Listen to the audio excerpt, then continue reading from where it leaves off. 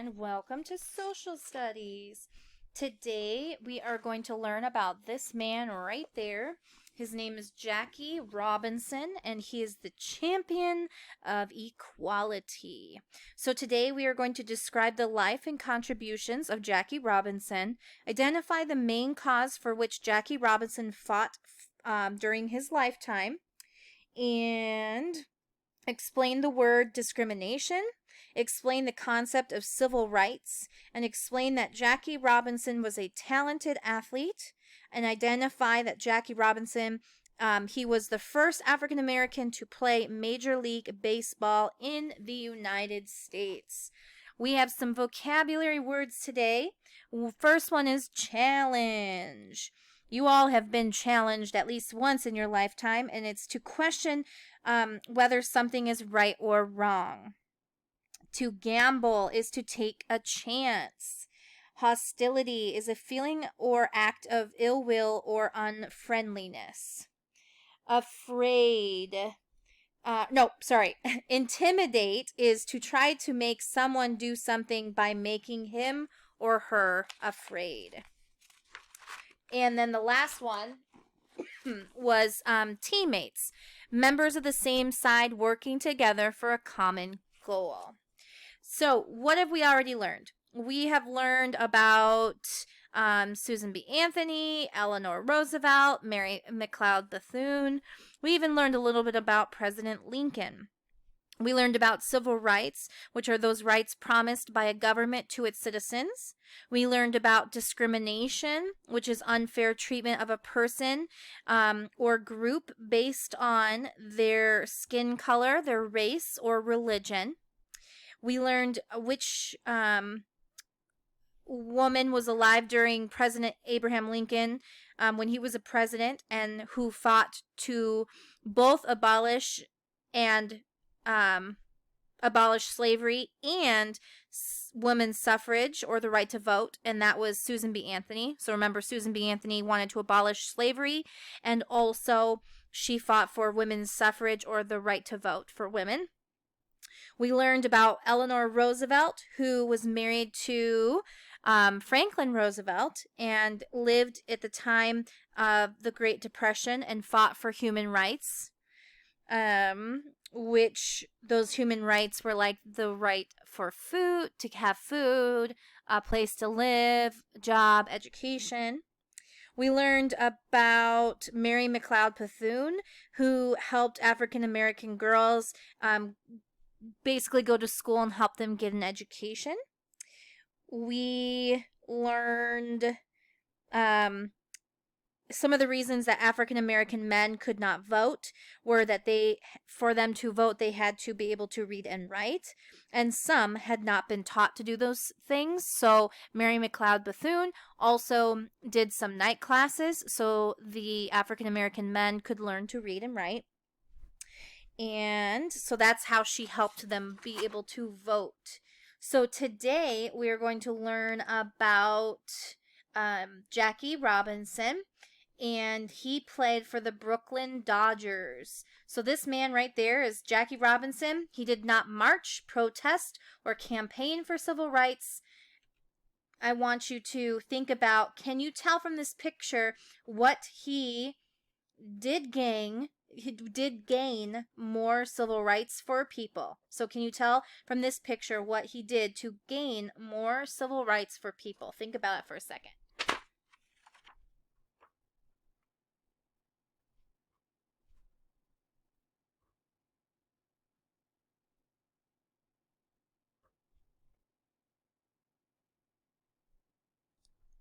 Okay, so that's what we're going to learn about today.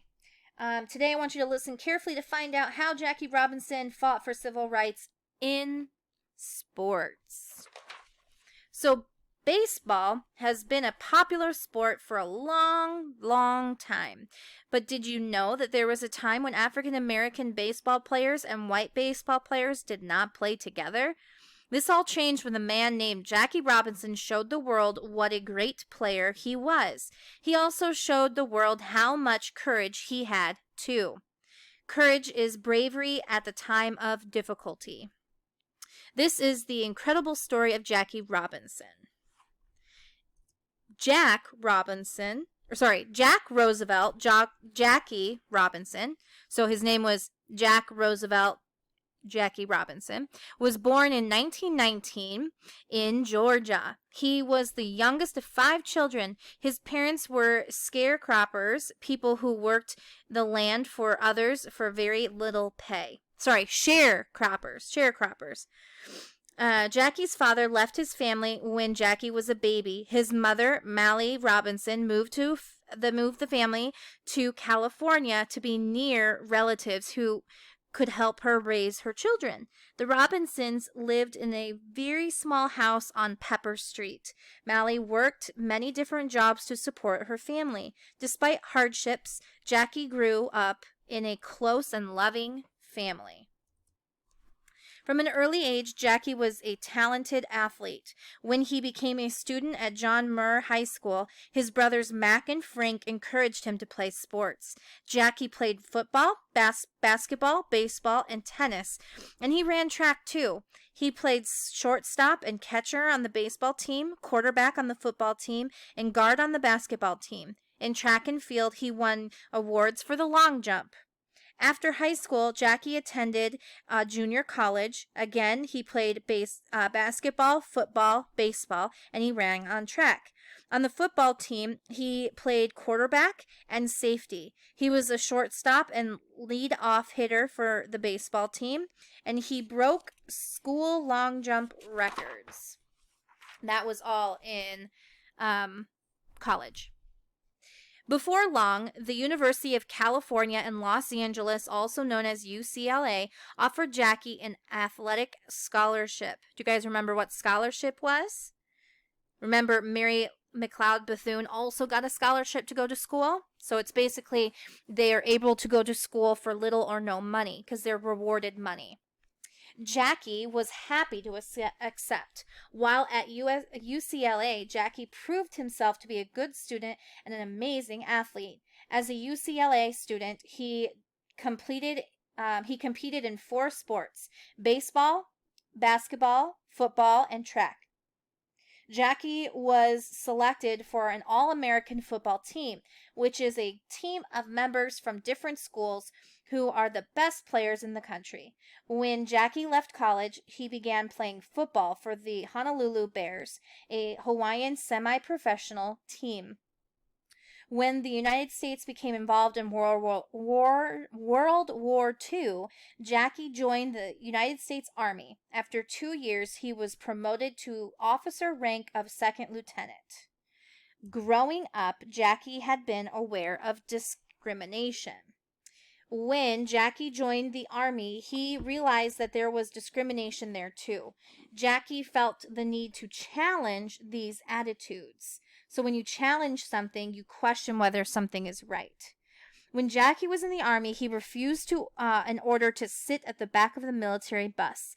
Jackie felt that the color of his skin would not determine where he could or could not sit. Jackie was court-martialed or charged with a crime for refusing this order. However, at his trial, he was found to be not guilty. Jackie left the Army toward the end of World War II. He was signed to play shortstop for the Kansas City Monarchs. The Monarchs were a team that belonged to something called the National Negro League. It was in this league that African American players were allowed to play baseball. Jackie traveled all over the Midwest during that season with his league. One day, a man by the name of Branch Rickey saw Jackie play. Branch Rickey was the president of the Brooklyn Dodgers. Branch thought that Jackie was an incredible player. He wanted Jackie to play for his team. The only problem was that the Brooklyn Dodgers was an all-white team. So back then, African Americans and white people did not play together in like professional sports teams. So they had separate teams. Branch met with Jackie and told him that he needed Jackie to be very brave.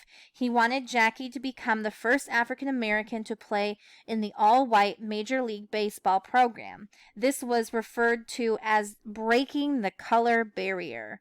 This meant that before this time, a person's skin color was a barrier or something that stopped them from playing in many sports leagues. Branch wanted Jackie to break this barrier. He explained to Jackie that at first he would probably be treated badly by most of the fans and even by some of his fellow players, but Branch was willing to gamble or take that chance, that Jackie was strong enough to break the color barrier and change attitudes. He believed that Jackie had self-control and courage. So, Branch Rickey thought that Jackie Robinson had self-control and courage. And so he thought that he would be the one to be able to break the color barrier, or the one to allow more African American people to play in the all-white teams. Before Jackie agreed, he asked Branch a question. Jackie asked, "Are you looking for someone who is afraid to fight back?" Branch replied, "No, I need a player with guts enough not to fight back." So again, Jackie asked him, "Are you looking for someone who is afraid to fight back?" And Branch said, "No, I need someone who has the guts enough not to fight back." So, what is the word you have learned that means responding to unfairness by refusing to take physical action? That was nonviolence. So, Jackie Robinson agreed to be that man. So he agreed that he would have the courage and the self-control not to fight back. Jackie traveled to Daytona Beach, Florida for spring training. He began playing with the Montreal Royals in a training team for the Brooklyn Dodgers. Jackie played well. The most difficult days for Jackie were often when he was off the field and traveling with the other players. During this time, Jackie could not stay in the same hotels as his teammates. Teammates are the members of this on the same side of his team, so they're the people he was playing with. He could not eat at the same restaurants and diners. Jackie did not like this one bit, but he was determined to become the first African American Major League Baseball player in the United States. And then it happened. Just 6 days before the start of the 1947 baseball season, Jackie got the call that he had been waiting for. The Dodgers wanted him to play. Sadly, not all of his teammates were happy about this. Some said that they would rather sit out and miss a game than play with Jackie. But Jackie's teammate, Pee Wee Reese, came to his defense. "You can hate a man for many reasons," Pee Wee said. "Color is not one of them." On April 15th, 1947, when Jackie put on the Brooklyn Dodgers uniform wearing number 42, he broke the color barrier. As the first African American player on the Major League team, Jackie made his debut at Ebbets Field before a crowd of 26,623 people, including more than 14,000 African American fans. How do you think Jackie felt on that day? His first day that he played for the Brooklyn Dodgers. Do you think he was nervous? Probably, right? He's probably nervous, but do you think he was excited? And probably a little overwhelmed. Jackie knew that he would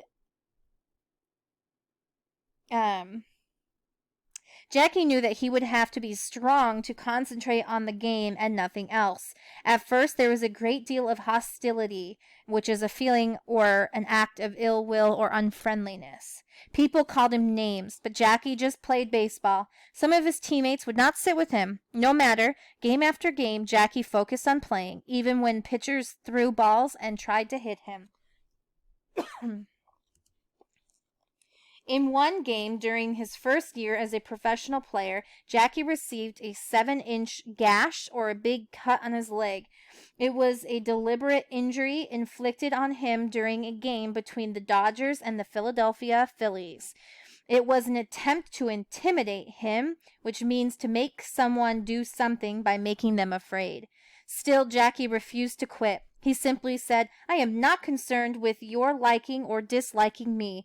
All I ask is that you respect me as a human being."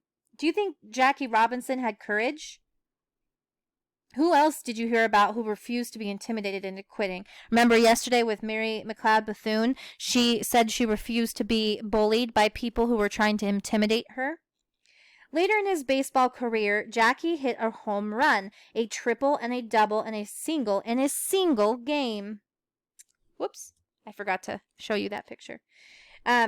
Jackie could run, hit, steal bases, and play second base like nobody else. His friend and teammate Duke Snider said, "He was the greatest competitor I have ever seen."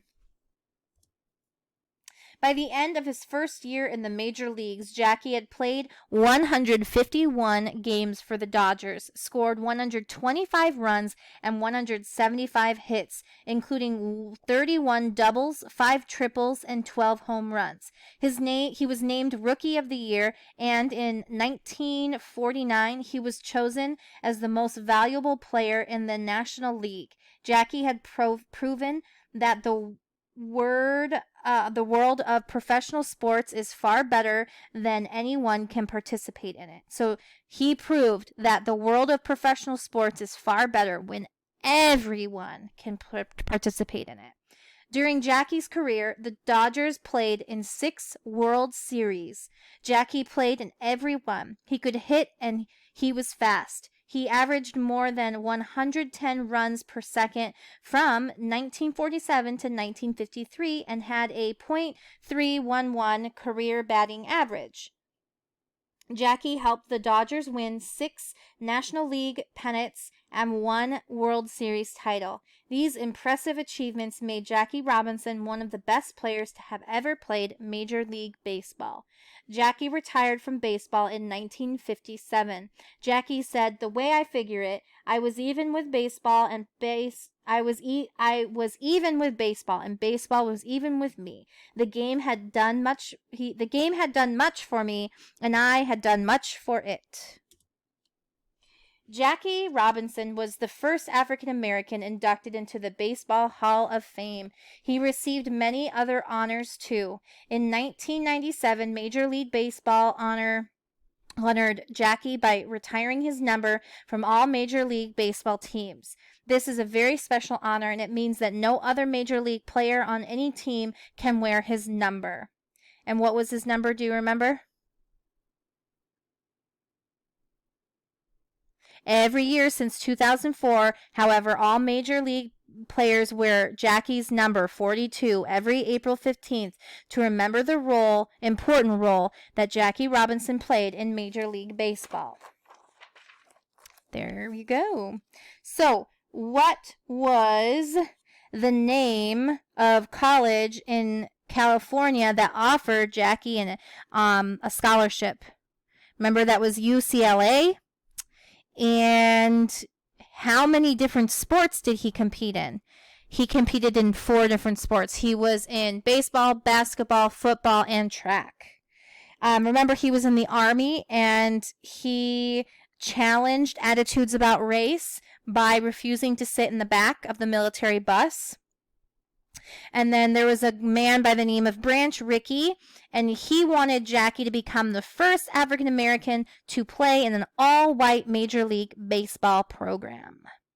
And Branch Rickey was looking for someone with self-control and courage, someone who would not be easily intimidated and who would respond to unfair treatment with non-violence.